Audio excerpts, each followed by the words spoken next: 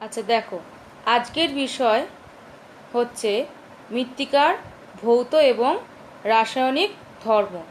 এটা ষষ্ঠ অধ্যায়, পর্ব 4। দেখো, প্রথমেই দেখো কি বলছে, ভৌত ধর্ম। ভৌত ধর্ম কি? মৃত্তিকার কিছু কিছু বৈশিষ্ট্য তথা ধর্ম আছে যেগুলি কিনা চোখে দেখেই আমরা চিহ্নিত করতে পারি বা অনুভব করতে পারি, সেগুলোকে বলা হচ্ছে মৃত্তিকার ভৌত ধর্ম। প্রথমটা দেখো কি বলছে, মৃত্তিকার ভৌত ধর্ম কোনটা? মৃত্তিকার গঠন বা বুনন, বা বলা হয় ইংলিশে টেক্সচার। টেক্সচারটা কি থেকে তৈরি হচ্ছে? পলি, বালি এবং কাদা থেকে। অর্থাৎ গ্রথন বা বুনন বা টেক্সচার বলতে বোঝাচ্ছে নির্দিষ্ট মাটিতে বালি, পলির এবং কাদার যে অনুপাত, সেটাকে বলা হচ্ছে, যা দিয়ে সেই মৃত্তিকার স্থূলতা বা সূক্ষ্মতাকে আমরা নির্দেশ করতে পারি। এখানে দেখো, মৃত্তিকার কণার আকৃতি অনুযায়ী এদেরকে কয়েকটা শ্রেণীতে ভাগ করা হয়েছে এবং এটাকে বলা হচ্ছে মৃত্তিকা বিভেদ বা সয়েল সেপারেট। দেখো কীভাবে করা হয়েছে। এখানে দেওয়া আছে পলি, বালি, কাদা এবং ইউএসডি পদ্ধতিতে তাদের পরিমাণ দিয়ে দিয়েছে এবং আন্তর্জাতিক পদ্ধতিতে তাদের পরিমাণগুলো দিয়ে দিয়েছে। নেক্সট দেখো, এটা হচ্ছে টেক্সচারের একটা চার্ট, যেখানে 12 রকম সয়েলের কথা, মানে সয়েল বলবো না, সয়েল টেক্সচারের কথা বলা হয়েছে। দেখো এখানে রয়েছে বালি, লোমি স্যান্ড, ঠিক আছে, মানে দোআঁশ, বালি দোআঁশ, তারপরে বালুকা রাশির মতো যে দোআঁশগুলো হয়, এগুলো হচ্ছে সব ইংলিশের নামগুলো রয়েছে, বাংলা তো দেখবে বইতে অ্যাভেলেবেল রয়েছে। তা এই যে জিনিসটা রয়েছে সেটা কিন্তু পরীক্ষায় আসে না আলাদা করে, তোমার প্রয়োজন হলে তুমি আঁকতে পারো এবং দেখাতে পারো, ঠিক আছে, তবে খুব একটা দরকারি নয়, কারণ এখানে অনেক কিছুই রয়েছে বোঝানোর জন্য। এবার দেখো নেক্সট চলে যাচ্ছি, সয়েল স্ট্রাকচার। স্ট্রাকচারটা কি? এতক্ষণ পড়ছিলাম সয়েল টেক্সচার, এবার বলছি সয়েল স্ট্রাকচার বা মৃত্তিকার গঠনটা কেমন হতে পারে। গ্রথনের ন্যায় মৃত্তিকার গঠনটাও এখানে খুব গুরুত্বপূর্ণ একটা ভৌত ধর্ম, যেখানে কিনা দেখানো হচ্ছে যে মৃত্তিকা কণাগুলো কীভাবে পরপর সজ্জিত হয়ে মৃত্তিকার একটা বিন্যাসকে প্রদর্শিত করছে, তাকে বলা হচ্ছে মৃত্তিকার গঠন। দেখো কত রকম হয়, স্তরীয় হয়, চাইয়ের মতো দেখতে হয়, প্রিজমের মতো দেখতে হয়, আবার দানাদারও হয় এবং তাদেরও কিছু উপবিভাগ রয়েছে। এই ছকটা রাখতে পারো। দেখো ছবিগুলো দেখো, প্রিজমের টাইপের দেখতে হলে দেখো কেমন হয়, যদি হয় চাইয়ের মতো তাহলে কেমন হয়, কোণাকৃতি, প্রায় কোণাকৃতি, দানাদার টাইপের হলে কেমন হয়, ঠিক আছে। এই যে পাতের ন্যায় দেখো কিরকম রয়েছে, এটা স্তম্ভ আকৃতির, সবটাই বোঝা যাচ্ছে। এগুলো হলো সবাই মৃত্তিকার গঠন। এবার দেখো মৃত্তিকার সছিদ্রতা বা পোরোসিটি, সেটা কি জিনিস? উদ্ভিদের বৃদ্ধির জন্য এবং শস্যের উৎপাদনের জন্য এর গুরুত্ব সবথেকে বেশি, কেননা যত সছিদ্রতা থাকবে তত বেশি জলটা মাটির নিচে প্রবেশ করতে পারবে এবং উদ্ভিদ তার প্রয়োজনীয় জল শোষণ করে মানে নিজের কাজে লাগাতে পারবে। আর শ্বসন কার্যেও উদ্ভিদ CO2 ত্যাগ করছে, তাও সেই অনুছিদ্র ভাণ্ডারে সঞ্চিত হয়। অনুছিদ্র ভাণ্ডার মানে কি? এই সছিদ্র যে মাটির অংশগুলো থাকে সেইখানে এই সব কিছুই হয়। এবার দেখি ছবিটা, দেখো এখানে বোঝা যাচ্ছে ভালোভাবে, আমি তো আরেকবার দেখিয়ে দিচ্ছি। এখানে দেখো দেখা যাচ্ছে যে নো পোর স্পেস, মানে কি এখানে কোনো জায়গাই নেই যে জল ঢুকবে। এই জায়গাটা দেখা যাচ্ছে যে জল আছে, কিন্তু একজনের সাথে যে আরেকজন লিঙ্ক আপ হবে সেই লিঙ্ক আপ ব্যাপারটা নেই। আর এইখানে দেখা যাচ্ছে বেশ ভালো মতনই রয়েছে, তাই তো, পোর স্পেসও রয়েছে, সহজে জল চলাচল করতে পারে, তার মানে এটা খুব ভালোভাবেই প্রবেশ্যতা যুক্ত মৃত্তিকা স্তর। পারমিয়াবেল মানে প্রবেশ্য, ঠিক আছে। এবার দেখি তারপরে কি রয়েছে। নেক্সট রয়েছে সয়েল কালার বা মৃত্তিকার বর্ণ। এটাও একটা ভৌত ধর্ম, এখানে অনেক বড় করে দেওয়া আছে, এত কিছু না পড়লেও হবে, শুধু কি থাকলে মৃত্তিকার বর্ণ কি হয় সেটা জেনে রাখলে হবে। এখান থেকে একটা চার্ট তৈরি করতে পারো, যেমন যদি থাকে লৌহের পরিমাণ থাকে বেশি তাহলে কি হবে? মৃত্তিকার বর্ণ লাল। যদি থাকে আয়রন অক্সাইড বা আয়রন হাইড্রক্সাইড তাহলে হবে হলদে। আবার যদি থাকে লবণ, কোয়ার্টজ, এগুলো যদি থাকে তাহলে হবে সাদা ধূসর। আবার অলিভ গ্রিনও হয়। এইভাবে কয়েকটা চার্ট বানিয়ে নিতে পারো যে কি থাকলে কি হতে পারে। ঠিক আছে, তার মানে মৃত্তিকার বর্ণ এখানে কি নির্দেশ করছে, যে ওই মৃত্তিকাটার ভৌত ধর্মটা কি। আর দেখো কি নির্দেশ করে, মৃত্তিকার রং, মৃত্তিকার উষ্ণতা কীরকম, আর্দ্রতা কীরকম, সেগুলোকেও কিন্তু নিয়ন্ত্রণ করে থাকে। ঠিক আছে, এবার দেখো কত রকম মৃত্তিকার বর্ণ হতে পারে। নেক্সট চলে আসি মৃত্তিকার গভীরতাতে। গভীরতা যদি কোথাও বেশি থাকে তাহলে কি হবে, মৃত্তিকার গভীরতা, সেখানে উর্বরতাটা মানে কি বলবো হ্রাস পাবে না বৃদ্ধি পাবে সেটা বোঝা যাবে। যেমন সমতল অঞ্চলে কীরকম মৃত্তিকার গভীরতা সব থেকে বেশি হবে, তাই সেখানে উর্বরতা বেশি। আবার পার্বত্য অঞ্চলে সবসময় ঢালু জমি, তাই সেখানে সবসময় পাথুরে হয়ে জমিগুলো ঝুরঝুর করে নিচের দিকে ম্যাক্সিমামটাই চলে যাচ্ছে, তাই সেখানকার গভীরতা কম বলে উর্বরতাও কম। এবার চলে আসি মৃত্তিকার আর্দ্রতাতে। আর্দ্রতা মানে কি, বলতে চাইছি মৃত্তিকার গঠনকারী যে কণাগুলো আছে না, গঠনকারী কণা কোনগুলো, পলি, বালি, কাদা, তারা যদি অতি সূক্ষ্ম মানে একটা ফাঁকা অংশ রেখে দেয় তাহলে তার মধ্যে কি হবে, জল থাকবে, এবং সেই জলটাই হয়ে যাবে মৃত্তিকার আর্দ্রতা। এবং সেই জলের প্রধান উৎস কি, একমাত্র বৃষ্টিপাত, প্রধানত বৃষ্টিপাত। তারপরে দেখো কি বলছে, লবণের পরিমাণ যদি বেশি হয় তাহলে মৃত্তিকা জলধারণ ক্ষমতা কিন্তু কম হয়, তাহলে সেই ক্ষেত্রে কী হয়, মৃত্তিকার আর্দ্রতাও কম হবে। লবণের পরিমাণ কোথা থেকে বেশি, ম্যাক্সিমাম মরু অঞ্চলে যে মৃত্তিকাগুলো যেখানে শুষ্কতা বেশি সেখানেই লবণের পরিমাণটা বেশি হয়। ঠিক আছে, তবে এটা জানবে যে যে কোনো পলি, দোআঁশ এরকম টাইপের মৃত্তিকাতে ছিদ্রগুলো খুব অল্প অল্প থাকে বলে তাতে জল আটকে থাকে বলে মৃত্তিকাতে মানে আর্দ্রতাটা সেখানে বেশি হয়। এবার দেখো স্লোপ অফ সয়েল বা মৃত্তিকার ঢাল। ঢাল যদি এই ঢাল আর গভীরতা প্রায় কাছাকাছি, যদি ঢাল বেশি হবে তাহলে সেখানে অবশ্যই গঠনটা তাড়াতাড়ি করে সম্পূর্ণ হবে না, আবহবিকার বেশি হবে এবং ক্ষয়ীভবন হবে বলে অন্যত্র অপসারিত হবে। তাহলে এখানে মৃত্তিকার ঢালটা একটা ইম্পর্টেন্ট ভৌত ধর্ম। এবার দেখো মৃত্তিকার জলধারণ ক্ষমতা। এই আর্দ্রতা আর জলধারণ ক্ষমতা কাছাকাছি, গভীরতা আর ঢাল কাছাকাছি, ঠিক আছে, কিন্তু চারটে পয়েন্টে আলাদা। জলধারণ ক্ষমতাটা কি বলছে, একটা নির্দিষ্ট আয়তনের মাটি যে পরিমাণ জল তার নিজের মধ্যে ধরে রাখতে পারে সেই পরিমাণটাকে বলা হচ্ছে মৃত্তিকার মানে ওয়াটার হোল্ডিং ক্যাপাসিটি। ঠিক আছে, যদি মাটিটা খুব সছিদ্র প্রকৃতির হয়, মানে খুব বেশি ছিদ্র থাকে মাটির মধ্যে, তাহলে জলধারণ ক্ষমতা কম হবে।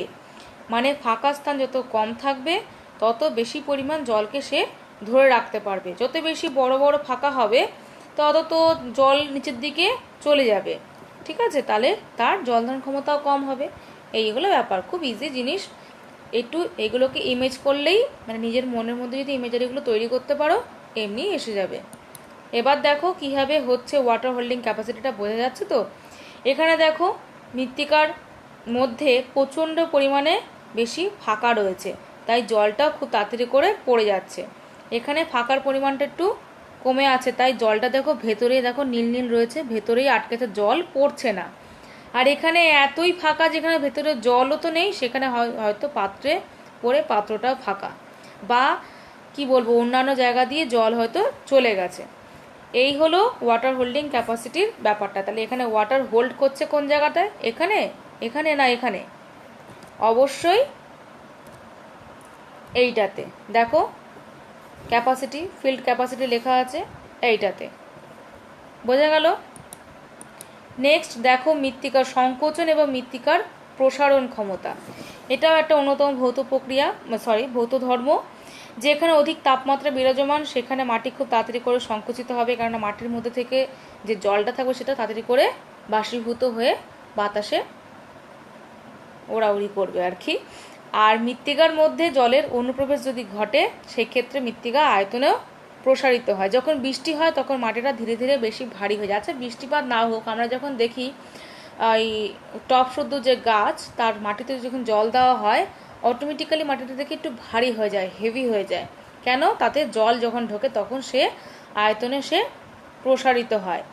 আর যখন মাটিতে যখন জল থাকে না তখন যখন দেখা যায় যে খোঁড়ানো হয় মাটিগুলোকে, তখন তাড়াতাড়ি করে ঝুরঝুর করে মাটিগুলো উপরে আসে, তার মানে তাতে তখন সংকোচন ক্ষমতা চলে আসে। তো এই সংকোচন প্রসারণের ব্যাপারটা রয়েছে। এখানে একটা শর্ট কোশ্চেন দেখতে পাচ্ছি যে গিলগাই মৃত্তিকা কাকে বলে। বলছে দেখো, কৃষ্ণ মৃত্তিকা জলে সিক্ত হলে এর কাদা কণাগুলো এতটাই ফুলে ওঠে যে মৃত্তিকার উপরিভাগে উঁচু নিচু বন্ধুর ভূপ্রকৃতির সৃষ্টি হয়, তাই একে বলা হচ্ছে গিলগাই। এটা আমাদের এখানে দেখা যায় না, কারণ আমাদের এখানে কৃষ্ণ মৃত্তিকা নেই, আছে হচ্ছে সাউথ ইন্ডিয়াতে। ঠিক আছে, এবার দেখো সয়েলের টেম্পারেচারটা কি।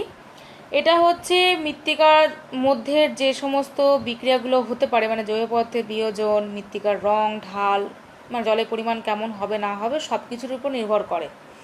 আর কি নির্ভর করে, কোনো উদ্ভিদের মানে বীজের যে অঙ্কুরোদ্গম হবে বা যে কোনো ব্যাকটেরিয়া বা জীবাণুর কার্যকলাপ কতটা বেশি কার্যকরী হবে বা হবে না, সেটা কিন্তু সয়েলের টেম্পারেচারের উপর নির্ভর করে। টেম্পারেচার একটু কম হলে সেখানে কিন্তু জীবাণুরা বেশি ভালোভাবে বাসা বাঁধতে পারে।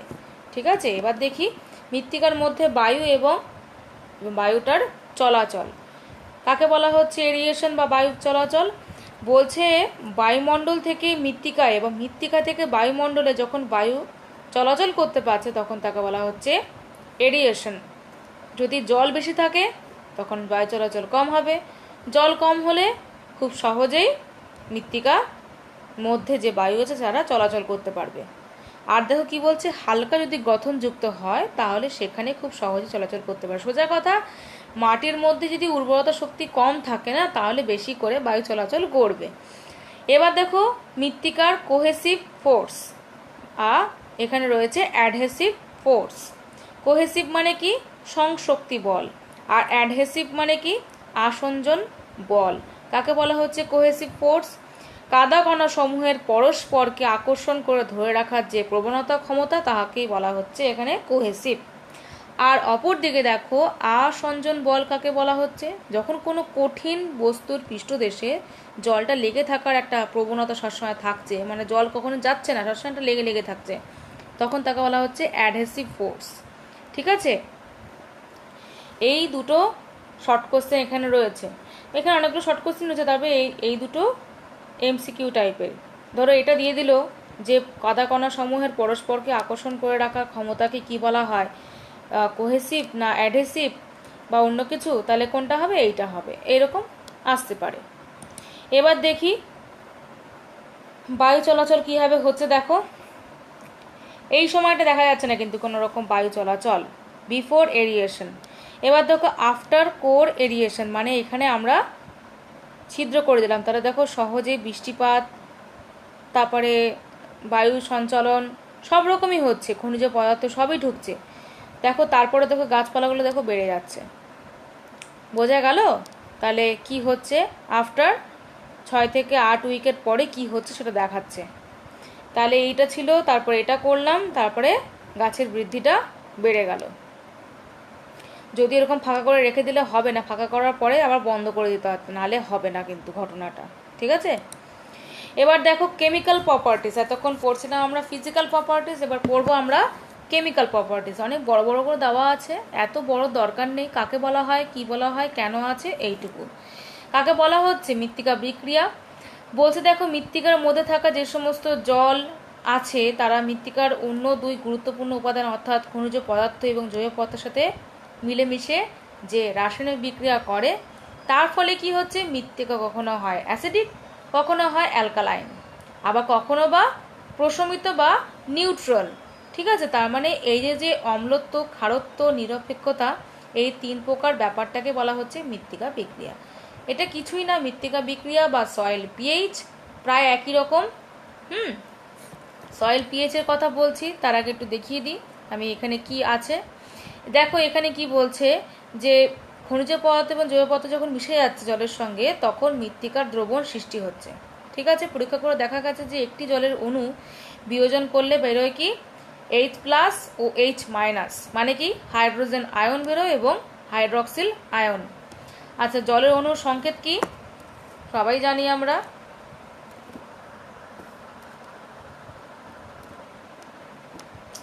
ওফো হচ্ছে না কেন,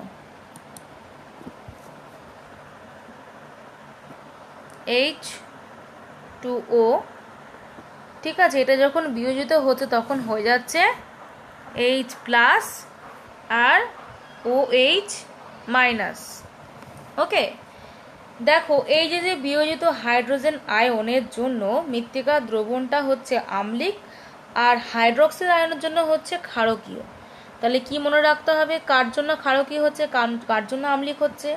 হাইড্রোজেন আয়ন মানে H প্লাসের জন্য হচ্ছে আম্লিক আর OH মাইনাসের জন্য হচ্ছে ক্ষারকীয়। ঠিক আছে, যদি দেখা যায় যে এই H প্লাসের পরিমাণটা মানে হাইড্রোজেন আয়নের যে পরিমাণটা যদি বেশি হয় তাহলে মৃত্তিকা হবে অ্যাসিডিক, আর যদি কম থাকে তাহলে হবে ক্ষারকীয়, উল্টোভাবেও বলা যায়। এটাকে প্রকাশ করা হয় পিএইচ দিয়ে। ওকে, এবার একটু পিএইচ স্কেলটা দেখে নেব। এই দেখো পিএইচ স্কেল, আর এই যে 7 দেখছো এটা হলো নিউট্রাল, মিডিলটা, না এটা অ্যাসিডিক না এটা ক্ষারকীয়। 7 থেকে যখন মানটা নেমে যাবে নিচের দিকে তখন বুঝবে সেটা অ্যাসিডিক হয়ে গেল, যখন 7 থেকে যখন বেশি বাড়তে থাকবে তত হয়ে যাচ্ছে অ্যালকালাইন বা ক্ষারীয় প্রকৃতির। তার মানে অ্যাসিডিক মানে কিসের কথা বলা হয়েছিল? অ্যাসিডিক হচ্ছে তোমার যেখানে কিনা এইচ প্লাসটা যেখানে বেশি থাকবে, আর ক্ষারীয় কোথায়? যেখানে কিনা OH মাইনাসটা বেশি থাকবে।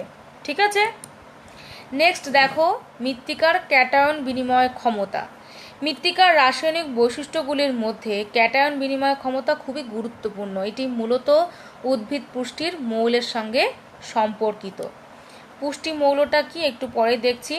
মৃত্তিকার উপাদানগুলির মধ্যে অন্যতম হলো জৈব পদার্থ এবং খনিজ পদার্থ বা পুষ্টি মৌল। ঠিক আছে, তাহলে খনিজ পদার্থগুলোই হলো পুষ্টি মৌল। তাহলে এই জৈব এবং খনিজ পদার্থের মধ্যে থাকা যে সূক্ষ্ম সূক্ষ্ম কণা তাকে বলা হচ্ছে কলয়েডস। এটা একটা শর্ট কোশ্চেন। কণাগুলোর দেখতে পাচ্ছ ব্যাস কতটা হতে পারে, মানে 0.002 মিলিমিটারের থেকেও কম। ওকে, এই হলো মৃত্তিকার ক্যাটায়ন বিনিময় ক্ষমতা। শুরুয়াতটা হলো, এবার দেখি এরপরে কি আসছে। সেই যে কলয়েডটা পড়লাম, দেখো মিনারেল কলয়েডস আছে, অর্গানিক কলয়েডস আছে, আর কি মিশেল। সব কটা শর্ট কোশ্চেন ইম্পর্টেন্ট। শিলা এবং খনিজগুলো যদি বিভিন্ন রকম প্রাকৃতিক শক্তি দ্বারা ক্রমাগত ক্ষয় পেতে পেতে থাকে তাহলে সূক্ষ্ম থেকে সূক্ষ্মতম কণায় পরিণত হয় এবং এই কণাগুলোকে তখন বলা হচ্ছে কাদা কণা। ঠিক আছে, সেই সূক্ষ্ম সূক্ষ্ম কাদা কণাগুলো মূলত ঋণাত্মক বা নেগেটিভিটি চার্জ যুক্ত হয়। তারা কারা? কেলিওনাইট, ইলিটি, মন্ট মরিলোনাইট। ঠিক আছে, এবার দেখো জৈব কলয়েড বা অর্গানিক কলয়েডস। মৃত উদ্ভিদ প্রাণীর দেহের বিয়োজন হলো, তাতে কি হচ্ছে যে কালো রঙের সূক্ষ্ম দানা বিশিষ্ট হিউমাস গঠিত হচ্ছে। সেই হিউমাসের যে কণা সেইগুলোকেও বলা হচ্ছে খনিজ কণার মতো ঋণাত্মক তড়িৎযুক্ত, মানে সবাই এরা নেগেটিভ চার্জ। আর মিশেল কি? ঋণাত্মক তড়িৎযুক্ত জৈব এবং অজৈব কলয়েডগুলোকে একসঙ্গে বলা হচ্ছে মিশেল। মানে ধরো অর্গানিক অ্যান্ড মিনারেলস একসাথে মিশে গেল তাহলে হয়ে গেল মিশেল। ঠিক আছে, এবার দেখি ক্যাটায়ন বিনিময় ক্ষমতাটা কীরকম বলছে। যেহেতু মিশেলগুলো ঋণাত্মক তড়িৎযুক্ত অ্যানায়ন হয়, তাই এগুলো ধনাত্মক তড়িৎযুক্ত ক্যাটায়নগুলোকে নিজের দিকে আকর্ষণ করে। এটা ফিজিক্সের কিছুটা পার্ট, তাও মনে রাখতে হবে এখানে যেহেতু সয়েলের ব্যাপারটা থাকছে, তাই মানে যেখানে মাইনাস থাকছে সেখানে কি করছে, তারা প্লাসগুলোকে অ্যাট্রাকশন করছে অপোজিটকে। তা এই আয়নগুলো মিশেলের গায়ে যখন লেগে যাচ্ছে তখন ঘটনাটাকে বলা হচ্ছে শোষণ। তাহলে এখানে মৃত্তিকা যে শোষণ ব্যাপারটা কেন হচ্ছে সেটা বোঝা যাচ্ছে। মূলত ক্যালসিয়াম, ম্যাগনেসিয়াম, পটাশিয়াম, অ্যামোনিয়া এই সমস্ত খনিজ কণাগুলো কাদা কণাগুলো গায়ে লেগে থাকে এবং এদেরকে সহজে সেখান থেকে সরানো যায় না। আবার দেখা যায় অন্য কোনো ক্যাটায়ন সেখানে যদি অন্তর্ভুক্ত হয় তখনই তাদের সেখান থেকে সরানো সম্ভব হয়, কেন অন্য ক্যাটায়ন যখন থাকবে তখনই সেই অ্যানায়নগুলোকে নিজের দিকে অ্যাট্রাক্ট করবে। ঠিক আছে, তাহলে এই যে পরিবর্তনটা হচ্ছে, হ্যাঁ, একটা মানে একটি ক্যাটায়নের দ্বারা অপর একটা ক্যাটায়নের যখন পরিবর্তন করতে পারছে তখন তাকে বলা হচ্ছে মৃত্তিকার ক্যাটায়ন বিনিময় ক্ষমতা। বোঝা গেল কিছু? তার মানে এখানে যদি প্লাস থাকে সে কি করবে, এই যে এতগুলো প্লাস আছে আর মাঝখানে মিশেলটা কি মাইনাস আছে, সবাইকে এ অ্যাট্রাক্ট করবে। ঠিক আছে। আর যখন দেখা যাবে অন্য কোনো ক্যাটায়ন, ধরো এখানে ধরো একটা প্লাস আছে, যখন থাকবে তখন আবার এই ক্যাটায়ন সংখ্যার পরিবর্তন হবে, তাকে বলা হচ্ছে মৃত্তিকার ক্যাটায়ন বিনিময় ক্ষমতা। কিছু দেবে কিছু নেবে, এইভাবে হয়। এবার দেখো, যখন মৃত্তিকায় অ্যামোনিয়াম সালফেট থাকছে তখন অ্যামোনিয়া এবং অন্য কোনো ক্যাটায়ন দ্বারা পরিবর্তিত হয়ে মূলত ক্যালসিয়াম আয়ন দ্বারা হয়। কথাটা আবার দেখি, যখন মৃত্তিকায় অ্যামোনিয়াম সালফেট মেশানো হচ্ছে তখন অ্যামোনিয়া অন্য কোনো ক্যাটায়ন দ্বারা পরিবর্তিত হয়ে হয় মূলত ক্যালসিয়াম আয়ন দ্বারা। ওকে। এবার দেখো উদ্ভিদের পুষ্টিমৌল কি বলছে। উদ্ভিদের পুষ্টিমৌল কারা? মোট 24খানা পুষ্টিমৌল আছে। ঠিক আছে। ইম্পর্টেন্ট হচ্ছে এনপিকে, মানে নাইট্রোজেন, ফসফরাস, পটাশিয়াম, এরা হলো মেন। আর এরা খুব বেশি পরিমাণে শোষিত হচ্ছে উদ্ভিদ দ্বারা। এছাড়া রয়েছে ক্যালসিয়াম, ম্যাগনেসিয়াম এবং গন্ধক বা সালফার, এরা হলো গৌণ পুষ্টিমৌল। আর এইগুলো থেকেও কিন্তু উদ্ভিদ শোষণ করে থাকে। এছাড়া যারা আছে এরা হলো সবাই অনুখাদ্য, মানে নামমাত্র যেহেতু শোষণ করা হয় তাই এরা হলো অপ্রধান খাদ্যমৌল অর্থাৎ অনুখাদ্য। এখানে প্রশ্ন ভালো মতো দেখা যাচ্ছে, প্রধান পুষ্টিমৌল কারা, গৌণ পুষ্টিমৌল কারা এবং অনুখাদ্য কারা। এবার দেখো মৃত্তিকার জৈব পদার্থ, এটা তো বোঝাই যাচ্ছে, হিউমাসের কথা তো আমরা আগেও পড়েছি, তা সেটারই কথা এখানেও বলছে। তেমন কিছু নেই, গাছপালা জীবজন্তু থেকে যে মানে কি বলবো ওয়েস্ট যে জিনিসটা বেরোচ্ছে, অবিয়োজিত জৈব পদার্থ যেটা পড়ে থাকছে সেটাই আস্তে আস্তে মৃত্তিকার জৈব পদার্থ হিসাবে থেকে যাচ্ছে, তৈরি করে হিউমাস এবং জৈব অজৈব নানা রকম অ্যাসিড। ওকে। দেখো এই এনপিকেটা দেখো, দেখো নাইট্রোজেন, ফসফরাস, পটাশিয়াম। আর এই যে ঘটনাগুলো কীভাবে হচ্ছে, এইটা খুব একটা ইম্পর্টেন্ট নয়, তার নিচে আছে, এটা গৌণ তাই এর কাছাকাছি রয়েছে। আর সার্কেলটা বড় আছে, তার মানে এদেরকেও নিচ্ছে মাঝারি পরিমাণ, এর সার্কেল সব থেকে বড়ো, কেননা এদের পরিমাণ মানে বেশি করে ইনটেক করছে এগুলোকে। তাহলে এই অবধি থাকলো। ঠিক আছে।